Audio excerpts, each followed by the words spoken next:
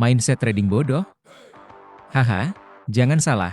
Ini bukan soal jadi bodoh dalam artian negatif, ya. Ini soal lebih sederhana, kayak kita ini trader kecil yang cuma punya modal seadanya. Gak perlu sok jagoan di pasar besar yang penuh dengan para master trader. Kita ini bukan Superman yang bisa nahan pasar, jadi kenapa harus merasa kita bisa ngalahin market? Kita tuh cuma rakyat kecil di dunia trading yang luas. Dan jangan khawatir, justru posisi kita yang kecil ini bisa jadi keuntungan besar kalau kita ngerti caranya. Coba deh bayangin, kita cuma trader kecil yang punya modal terbatas, jadi kenapa harus maksa memprediksi tiap langkah pasar? Kayak coba masuk ke dunia orang kaya, kita cuma dapat camilan. Jadi, alih-alih mikirin setiap detail harga, lebih baik kita nunggu momen breakout yang jelas aja. Kalau harga udah tembus resistance atau support, kita ikut di belakang, ikutan arus. Gak usah mikir terlalu rumit, gak usah cari sinyal-sinyal, wahyu, dari indikator.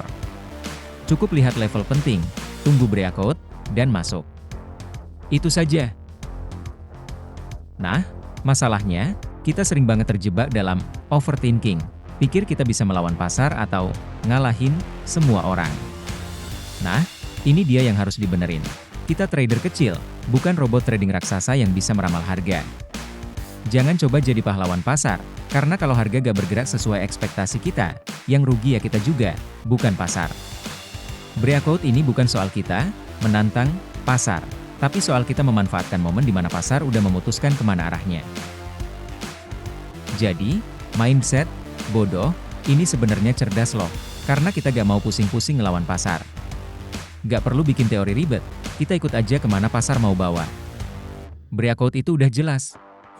Support tembus, kita masuk.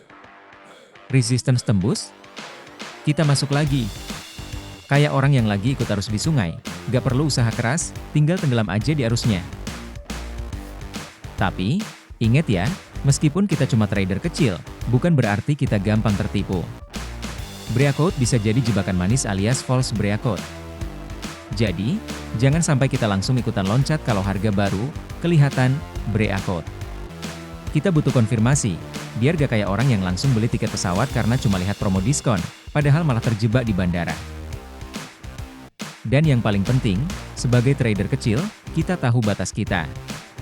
Kita gak bisa berharap tiap breakout bakal bawa kita cuan gede.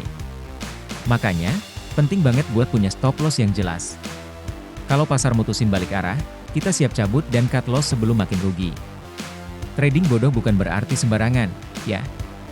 Itu justru artinya kita tahu kapan harus ikutan, kapan harus mundur, dan kapan harus tetap santai.